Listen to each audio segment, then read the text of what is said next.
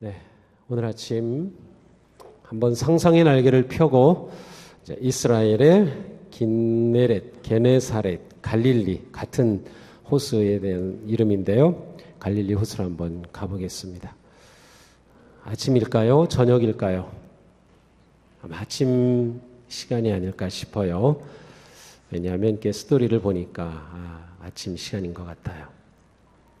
호수가 잔잔한데 배가 두 척이 떠 있습니다. 그리고 그 앞에서 이 어부들이 무엇인가 하고 있는데 이렇게 가서 보니까 그물을 씻고 있어요. 어부들이니까 아주 햇빛이 그을려서 구릿빛 얼굴에 아주 건장한 청년들처럼 아주 근육질인 그러한 남성들입니다. 근데 그들의 얼굴에는 기쁨이 없는 것 같아요. 피곤해 지친 모습, 또 무엇인가 절망한 그런 모습이 보입니다. 거기 잘 들여다보면 아마 자기 얼굴도 보일 것 같아요. 보이세요? 예, 저는 제 얼굴도 봤어요. 자, 그런데 예수님이 바로 그 자리에 다가오십니다. 그리고 그 한 배에 오르십니다. 그 배는 바로 시몬의 배였어요. 시몬은 베드로입니다. 그리고 그 시몬에게 말합니다. 배를 육지에서 떼어놓아라. 그 말을 듣고 베드로가 배에 올라서 아마도 베드로와 함께 일하던 안드레도 같이 오른 것 같아요. 오늘 본문에는 이름이 나오지 않지만 그리고 배를 저어서 육지에서 이렇게 떼어놓습니다. 그렇게 되니까 예수님을 따라왔던 사람들이 해변가에 쫙 앉아있고 예수님은 배에 딱 서시니 말씀을 전하시기 딱 좋게 되었어요. 예수님께서 그들에게 말씀을 선포하시며 가르쳐 주십니다. 자, 그런데 시몬은 바로 예수님 계신 그 곁에서 예수님이 선포하시는 그 말씀을 가까이에서 들을 수 있는 거죠. 예수님께서 말씀을 계속 하시는 동안 아마 시몬의 마음에는 그 말씀이 한 구절 한 구절 들어오면서 그의 내면에 생명의 말씀으로 계속 떨어졌던 것 같습니다. 예수님께서 말씀을 마치시더니 베드로에게 이렇게 말씀하셔요. 깊은 데로 가서 그물을 내려 고기를 잡아라. 깊은 데로 가서 그물을 내려 고기를 잡아라. 그러자 이렇게 대꾸합니다. 선생님, 우리들이 밤새도록 수고하였으되 잡은 것이 없지만 말씀에 의지해서 그물을 내리겠습니다. 그러니까 이미 밤새도록 그물질을 했던 거예요. 밤새도록 그물질을 했는데 잡은 게 없었어요. 그래서 빈 그물을 손질하던 차에 예수님을 만난 거죠. 이 갈릴리 바다라고 하면 시몬만큼 잘하는 사람이 없죠. 거기서 어부로 살아온 삶. 그런데 이 시간은 고기가 잘 잡힐 시간이 아니에요. 그런데 예수님께서 깊은 데로 가서 그물을 내려 고기를 잡아라 하시니까 때가 맞지 않고 지금 뭔가 모르시는 것 같은데 라고 대꾸하지 않고 말씀하시니 따르겠습니다 하고 정말로 깊은 데로 가서 그물을 내립니다. 그런데 그 다음 놀라운 일이 일어납니다. 지금 시몬은 불경기에 고생하고 있어요. 아무것도 못 잡았어요. 건진 것이 없어요. 소득이 없어요. 수입이 없어요. 힘들고 지쳤어요. 그런데 또 가서 그물을 내리라고 하니 그것도 잘 잡힐 시간도 아닌 그 시간에 그곳으로 가라고 하니 그런데 놀랍게도 예수님이 처음 말씀하실 때부터 배를 육지에서 떼어놓아라고 하실 때부터 그 말씀에 그냥 순종하는 겁니다. 그 말씀에 순종하는 거예요. 뭐 하시려고 그러세요? 왜 배를 떼어놓으라 그러세요? 누구 밴데요? 뭐 그런 말이 없어요. 그리고 예수님이 하시는 말씀을 잘 듣던 시몬은 예수님께서 상식에 맞지 않는, 자신의 경험에도 맞지 않는, 자신의 경력에도 맞지 않는 그 말씀에 그대로 순종합니다. 무엇인가 지금 이 시몬의 내면에서 변화가 일어나고 있어요. 내 생각에 맞지 않아도, 이치에 맞지 않은 것 같고 그물질하는 상식에도 맞지 않은 것 같은데도 시몬은 순종합니다. 이것은 예수님이 계심, 예수님이 다가오심, 그리고 예수님의 말씀하심이 보통의 사람의 말이 아니라 거룩하신 하나님으로서 그와 함께 있음을 보여주는 거예요. 그는 거부할 수 없는 엄청난 권위의 말씀을 받고 있습니다. 그리고 말씀을 들으면서 시몬의 내면에는 이분은 정말 놀라운 분이다. 이 누가복음에서는 이미 이 시몬은 예수님을 만난 적이 있어요. 4장에 가면 나와요. 그러니까 이미 아는 분이죠. 근데 그분이 왔을 때 그분에게서 느끼는 이 권위, 하나님의 임재하신 것 같은 그 놀라운 권위 앞에 그는 순종합니다. 말씀이 다가오면 우리에게는 그 말씀이 변화를 일으킵니다. 말씀에는 하나님의 놀라운 생명이 들어있기 때문에 그래요. 말씀이 우리 가운데 올 때 비로소 우리는 그 말씀으로 인해 우리의 삶의 변화가, 내면의 변화가, 내 인생의 변화가 시작이 됩니다. 그러니까 우리에게 중요한 것은 이 말씀을 잘 받는 거예요. 말씀을 잘 듣는 거예요. 말씀이 내게 들어와서 내 안에 역사해야만 내 삶의 변화와 놀라운 역사가 일어나기 때문이죠. 시몬은 예수님의 말씀에 그대로 순종합니다. 곧장 이어지는 말씀은 그렇게 하니 고기를 잡은 것이 힘이 많아 그물이 찢어지는지라. 그물을 깊은 곳에 내려서 들어 올리는데 고기가 너무 많이 잡혔어요. 어떻게 할 수가 없는 거죠. 더군다나 그물이 막 찢어질 정도까지 되었어요. 이 시몬이 딱 잡는 순간 그 느낌이 있죠. 낚시하는 분들 딱 걸리는 순간 와 이거 엄청난 사이즈다 느낌이 딱 있죠. 시몬이 딱 그물을 올리는 순간 이게 보통이 아닌 거예요. 혼자 그 배 하나로는 감당할 수 없는 것을 알고 손짓해서 부릅니다. 여기 빨리 와서 우리 좀 도와줘. 그 배 한 척은 바로 호숫가에 있다가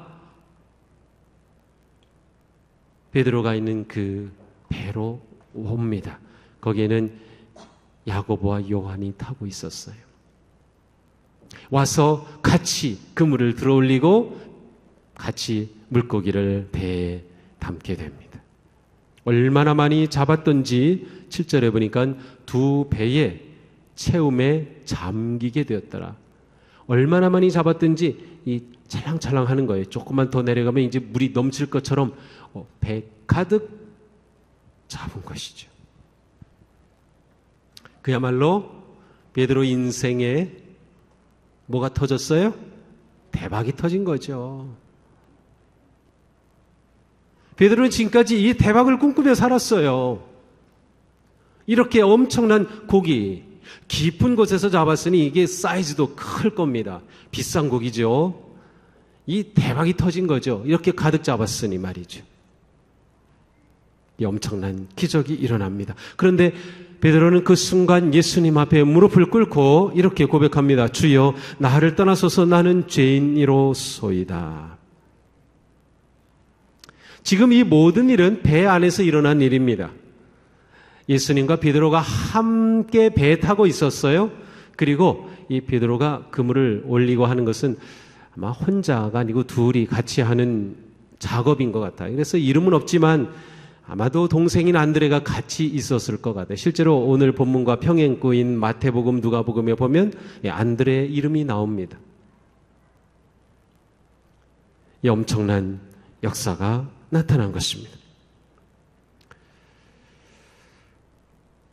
예수님께서 베드로에게 말씀하셨고 베드로는 순종하였고 순종하니 놀라운 일이 생긴 거죠. 자, 그런데 이 모든 일들이 배에서 일어났다라고 하는 것이 매우 중요합니다. 이번엔 한번 호수에서 좀 이렇게 떨어져서 이렇게 멀리서 본다고 한번 상상해 보세요. 배가 두 척이 있었는데 누군가 올라타더니 뭐라고 하니까 배가 이렇게 안쪽으로 들어가요. 그 사람이 뭐라고 막 말씀을 하더니 배가 더 안쪽으로 쑥 들어갑니다. 그러더니 그물질하는 모습이 보이는데 뭐가 문제인지 막 손짓하니까 다른 배가 그쪽으로 갑니다. 그러니 막 올리는데 이게 펄떡펄떡 뛰는 거 보이니까 막 물고기가 무진장만이 잡힌 것 같아요. 자, 그런데 거기서 있던 사람이 처음에 배에 올라탔던 그 사람 앞에 무릎을 꿇는 모습이 보여요. 그 장면을 볼 때 제3자로서 저 배는 누가 주인인가라는 게 그림이 그려지죠. 그 배에 처음에 올라탔던 그분이 주인인 게 분명해요. 그분이 이렇게 손짓하니까 배가 그쪽으로 가고 또 다 일이 끝나니까 그분 앞에 무릎을 꿇고 하니까 야, 저분이 주인이다는 그림이 보입니다. 그런데 실제 이 배는 누구 배입니까? 시몬의 배입니다. 시몬의 배. 이 장면이 보여주는 것은 시몬이 고백한 것처럼 처음에는 선생님이라고 말하더니 이번에는 주님이라고 말해요. 주님. 예수님이 시몬의 배에 오르셔서 말씀을 선포하신 후에 베드로가 말씀에 순종하여 기적이 일어났을 때 베드로는 예수님을 주님이라고 고백합니다. 이것은 주님으로 인정했다는 뜻이에요. 주님으로 맞아들였다는 뜻이에요. 그 배의 주인은 베드로가 아니라 예수님이 된 거죠. 이 장면이 우리에게 아주 중요합니다. 우리 인생의 배에 예수님이 오르셔서 주인이 되신 삶, 그 삶이 진정한 제자의 삶이에요. 예수님이 주인이실 때 비로소 나는 그분의 제자라고 말할 수 있어요. 누가 하나님의 자녀고 누가 성도인가? 예수님을 인생의 주인으로 고백하고 인정하고 모신 사람, 그리고 더 나아가서 그분의 말씀에 온전히 순종하는 사람, 그 사람이 진정한 그리스도인, 진정한 제자라고 말할 수 있습니다. 제자는 결코 내 인생을 내 것이라고 말하지 않습니다. 내 인생의 주인이 나라고 말하지 않습니다. 우리의 삶, 우리의 희망, 우리의 일상, 우리의 가정, 우리의 자녀, 우리의 학업, 우리의 모든 것, 직업, 사역, 사업, 모든 것 다 주님의 것임을 고백하고 인정하고 그리고 그분을 따르며 순종하는 사람이 제자입니다. 그렇게 본다면 제자 같은 사람은 무진장 많지만 진짜 제자는 많지 않을지도 몰라요. 나는 입으로 제자입니다 라고 말하지만 어쩌면 나는 온전한 제자가 아닐지도 몰라요. 내 인생을 내 것이라고 생각하는 한 제자는 오직 예수님을 따르며 예수님께 순종하며 예수님이 이끄시는 인생을 살아갑니다. 예수님이 그 인생의 초점이 되는 거죠. 제자의 성공은 자신에게 있지 않고 주님께서 내게서 이루시는 일에 제자의 성공이 있습니다. 우리가 이 세상에 태어나서 살아가는 삶은 어떤 삶입니까? 우리가 원해서 태어난 사람 아무도 없어요. 내 마음대로 죽음을 선택할 수도 없어요. 우리는 그 사이에서 살아갑니다. 그런데 이 출생과 죽음 사이에 있는 우리는 오직 하나님의 은혜와 사랑으로서만, 다시 말하면 내 인생의 주님이 계신, 내 인생의 주인이 계신 그 삶을 살 때에만 진짜 인생이 될 수 있어요. 예수님을 믿는다는 것, 그리스도의 제자가 된다는 것은 진정한 사람이 된다는 거예요. 진정한 인생을 살아간다는 것이에요. 왜냐하면 그분 안에서는 인생의 목적을, 그분이 아니고서는 인생의 목적을 찾을 수 없기 때문에, 하나님이 아니고서는 내 인생에 존재하는 이유와 목적을 발견할 수 없기 때문이죠. 우리에게 이 시간 주님은 말씀하셔요. 내가 내 인생의 주인이 되고 싶구나.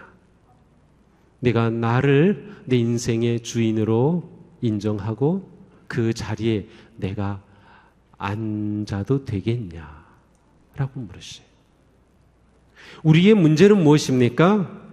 주님과 함께 간다고 하는 것까진 좋은데 여전히 내가 내 중심에 딱 주인으로 있으면서 함께 가는 주님이 도와주시는 거, 주님이 위로해 주시는 거, 주님이 복을 주시는 거, 함께 주시는 것으로 머물려 그래요. 그게 아니라 주님이 내 삶의 중심의 주인으로 딱 자리 잡고 내 인생을 이끄시도록 내어드리는 거. 이게 진정한 제자예요.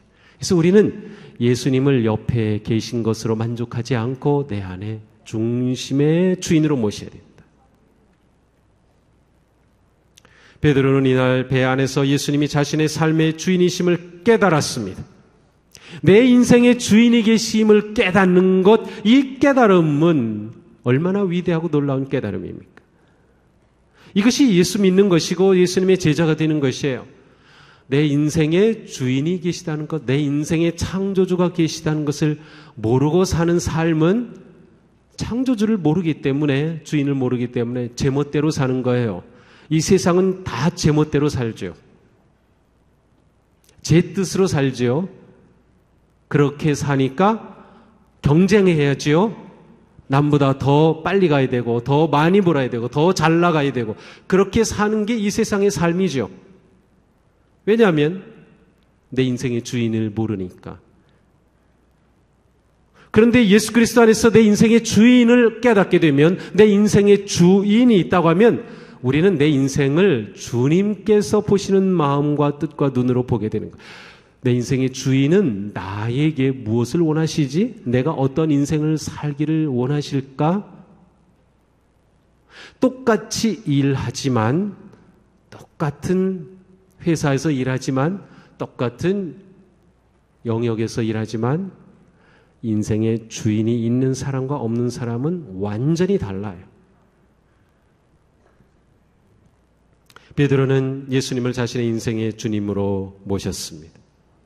자, 그런데 내 인생의 주인을 발견하는 순간 동시에 함께 일어나는 일이 있어요.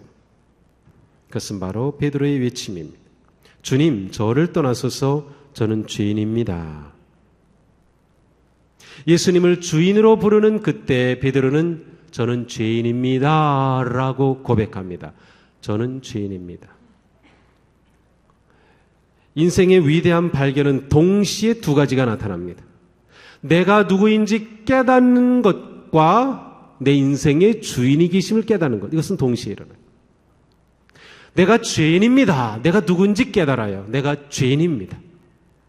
그 순간 내 인생을 이 죄에서부터 자유한 진정한 인간 되게 해주시는 그분, 내 인생에 주님이 있다는 사실을 발견하게 됩니다. 베드로는 저는 죄인입니다 라고 고백했어요. 제가 이러이러한 죄를 지었습니다 라고 고백하지 않았어요. 같을 수도 있지만 좀 다릅니다. 어떻게 다를까요? 저는 죄인입니다 라는 말과 저는 죄를 지었습니다 라는 말은 어떻게 다를까요? 이날 베드로는 예수님을 만나고 예수님의 말씀을 듣고 거룩하신 예수님의 하나님의 임재 앞에서 자기를 깨닫는데 그 순간 베드로에게 과거에 지었던 죄가 떠오른 것이 아니었어요.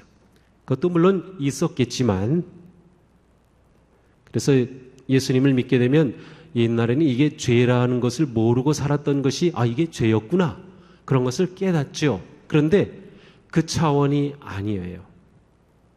베드로는 자기 존재가 죄인이라는 것을 발견한 거예요. 자기 존재가.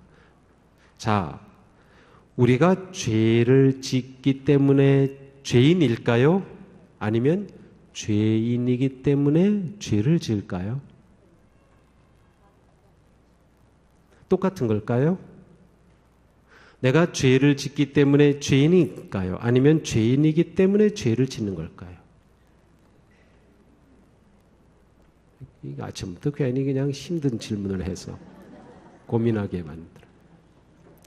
세상의 법은 내가 죄를 지을 때 죄인입니다. 심지어 죄를 지었지만 발각되지 않으면 죄인 아닙니다. 세상의 법입니다. 성경의 법은 우리는 죄인으로 태어난 겁니다.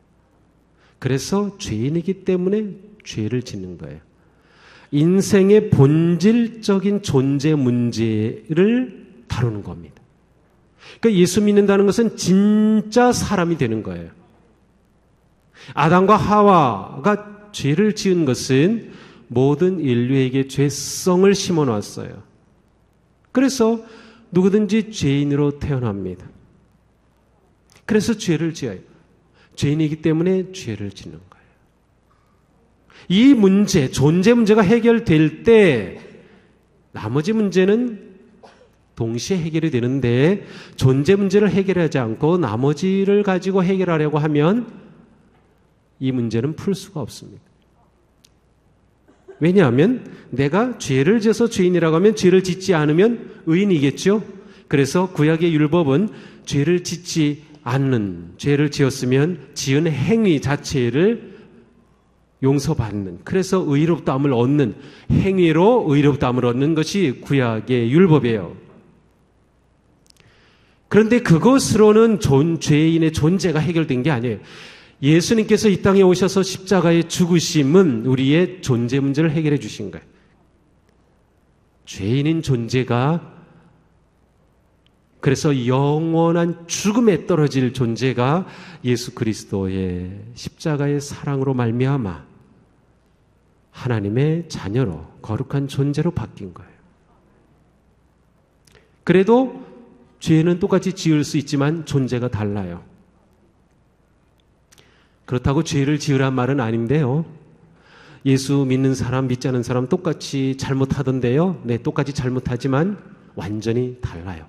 예수 믿고 죄를 지는 사람은 존재가 바뀐 상태에서 아직 거룩한 존재만큼 그렇게 삶이 성화되지 못해서 죄를 짓는 것이에요. 그러나 예수 믿지 않는 사람이 죄를 지는 것은 죄인인 존재가 여전히 그 존재이면서 죄를 짓는 거예요. 그런 점에서 완전히 달라요. 베드로는 저는 죄인입니다 라고 고백하여서 자신이 영적으로 죽은 자임을 고백한 거예요. 어부인 그가 무슨 잘못을 많이 했겠어요? 죄가 많으면 얼마나 많겠어요? 그는 아마 훌륭하고 근면한 시민이었을 겁니다.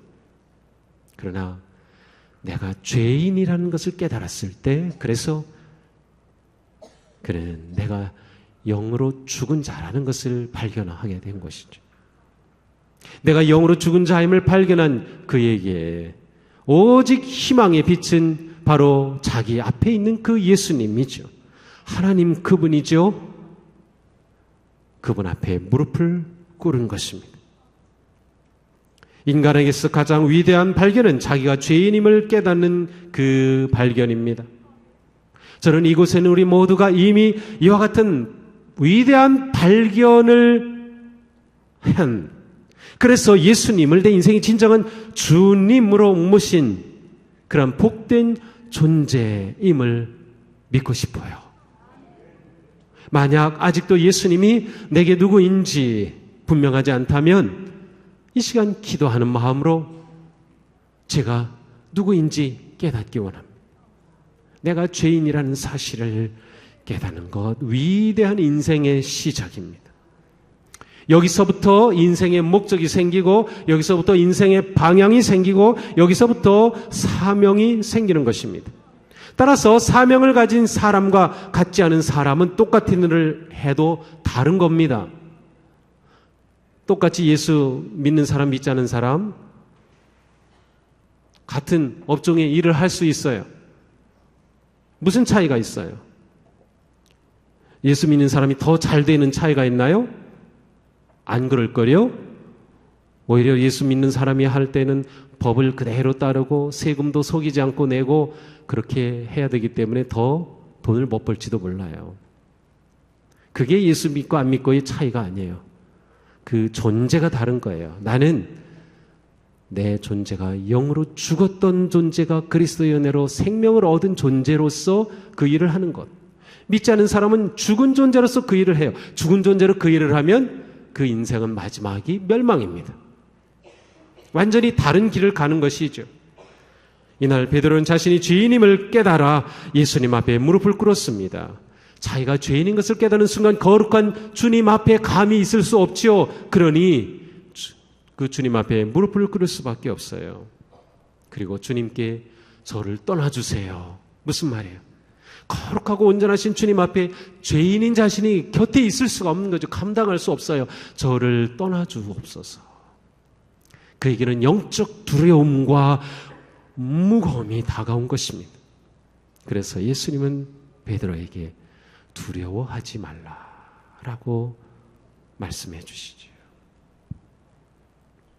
이와 같은 근원적인 자기 발견과 회개와 고백은 인간의 노력으로 일어난 일이 아닙니다. 그것은 오직 하나님의 은혜로서 가능한 거죠. 그래서 그날 예수님은 베드로를 보셨고 베드로를 아셨고 베드로에게 찾아오셨고 그의 배에 오르셨어요. 그 인생에 다가오신 주님, 예수님이 먼저 다가오셔서 그를 사랑해 주시고 그의 눈을, 영의 눈을 열게 해 주신 것이었죠. 진정한 예수님의 제자의 삶의 모습은 분명합니다. 자기가 죄인임을 깨달은 사람, 이 위대한 발견으로 예수님을 만난 사람은 그 이후의 모든 삶은 끊임없이 회개하는 삶으로 이어집니다. 끊임없는 회개로 살아요. 회개는 우리에게 하나님의 구원과 사랑의 은혜를 누리게 하는 놀라운 영적 은혜의 길입니다. 우리는 죄인임을 발견하고 회개함으로 거듭난 존재가 되었으며 우리는 지속적인 회개로 거룩한 존재로 변화되어 가는 것입니다. 진정한 제자다움은 진정한 사람다움 되는 것이고 그것은 바로 끊임없는 자기 고백과 회개를 통해 자기를 계속 낮추는 거예요. 겸손해지는 거예요. 온유해지는 거예요. 왜냐하면 내 인생에 내가 다인 줄 알았는데 나의 창조주 하나님이 계시고 나를 죄에서 구해 주신 주님이 계심을 인정하고 알기 때문이죠. 그러므로 우리는 이와 같은 거룩한 길을 완성해 가고 있는 것입니다. 예수님은 이날 베드로를 제자의 길로 부르십니다. 무서워하지 말라. 이후로는 내가 사람을 취하리라. 이후로는 내가 사람을 취하리라. 이날 베드로의 회심과 변화는 갑작스러운 일이 아니었어요. 사장에 가서 보면 베드로는 예수님을 자기 장모님이 열병으로 죽게 된 것에 그 집으로 초대하셔서 자기 장모님을 낫게 해주셔요. 그러니까 베드로는 이미 예수님을 알고 있었고 만났어요. 그런데 그때까지 그의 영의 눈은 뜨진 않았어요. 예수님을 보고 그분의 기적을 행하심을 믿었고 그분을 초청해 장모님의 병까지 고쳐주는 훌륭한 사람이었지만 이날 배 안에서 예수님 앞에 자기를 발견한 거예요. 그 말은 우리의 영적 삶은 갑작스럽게 어떻게 일어나는 것이 아니라 사실은 하루하루의 일상이 중요해요. 처음에 예수님을 집에 모셨던 것처럼 우리도 누군가에 의해서 교회에 처음 왔을 수도 있고 무엇인지 모르지만 그 손에 이끌려 예배를 드리고 또 말씀도 듣고 하면서 하나님의 은혜로 어느 순간 내가 죄인임을 깊이 깨닫고 그리고 예수님 앞에 무릎을 꿇고 내 인생이 거듭나는 거예요. 새로운 존재, 생명의 존재가 되는 거죠. 그 순간 모든 사람은 구원의 순간 예수님의 부르심을 받아 사명을 받게 됩니다. 그것은 바로 예수님의 제자가 되라고 하는 것입니다. 예수님은 베드로를 제자로 부르시면서 너는 사람을 낚을 것이다 라고 말씀합니다. 너는 사람을 낚을 것이다. 근데 원래 뜻은 너는 살아있는 것을 잡을 것이다. 물고기를 잡는 게 아니라 살아있는 것, 생명 있는 것을 잡을 것이다 라고 말씀하셨어요. 지금까지 베드로의 삶은 죽음을 잡는 삶이었어요.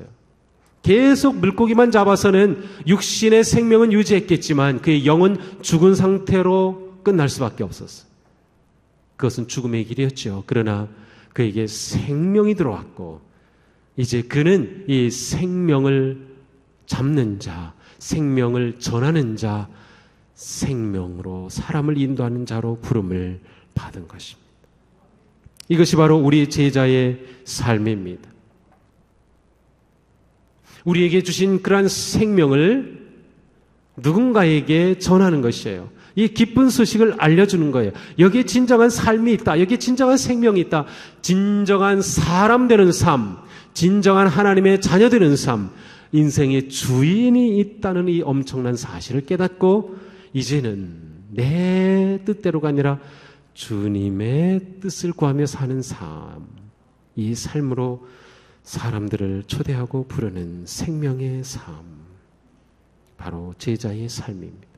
이날 베드로는 그 말씀을 받자마자 모든 것을 버려두고 예수님을 따라갔습니다. 버려두고 따랐다. 제자의 삶에 반드시 와야 할 것은 버리는 것이 있어야 돼요. 내가 예수님을 믿기 때문에, 예수님을 따르기 때문에 버린 것이 있나요? 내가 예수님을 따르기 때문에 버린 그 무엇이 있어야 돼요. 그리고 매일매일 그것이 우리에게 있어야 돼요. 내가 예수님의 진정한 제자이기 때문에 내 탐욕을 버릴 수 있어야 돼요. 내가 진정으로 예수님의 제자로 살아야 하기 때문에 미움을 버리고 사랑을 해야 되는 거예요. 내가 예수님을 계속해서 따라야 하기 때문에 실망을 버리고 그리스도 안에서 희망을 볼 수 있어야 돼요. 내가 예수님을 따르기 때문에 미움과 질투와 악한 말을 버리고 사랑과 평화와 소망의 말을 해야 되는 거죠. 버린 것이 있어야 된다. 내가 버린 게 뭐죠? 나는 정말로 예수님을 따르기 위해 매일매일 버리는 게 있나요? 자기를 부인하는가요? 누구든지 나를 따르려거든 자기를 부인하고 날마다 제 십자가를 지고 나를 따를 것이니라. 우리를 부르시는 주님의 음성입니다. 이 시간 우리는 큰 주님의 물으심, 던지시는 물으심 앞에 서 있습니다. 내가 내 인생의 주인인 거 맞니? 내가 내 인생의 주인인 거 맞니? 너는 정말 나를 내 인생의 주인으로 인정하고 그렇게 그 자리를 나한테 내어주었니? 너는 정말로 나의 제자이냐? 그래서 계속해서 너를 부인하고 버리는 것 있느냐 물으십니다.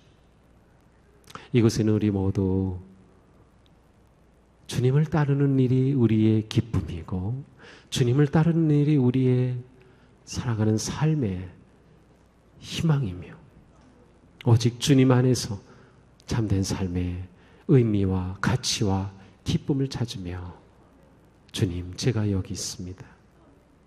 제가 주님을 따르겠습니다. 제가 주님께 순종하겠습니다. 제가 주님만을 의지하고 바라겠습니다. 아름답고 거룩한 고백을 하며 거룩한 믿음의 길에 승리하는 우리 모두가 되기를 주님의 이름으로 축복합니다. 기도합시다.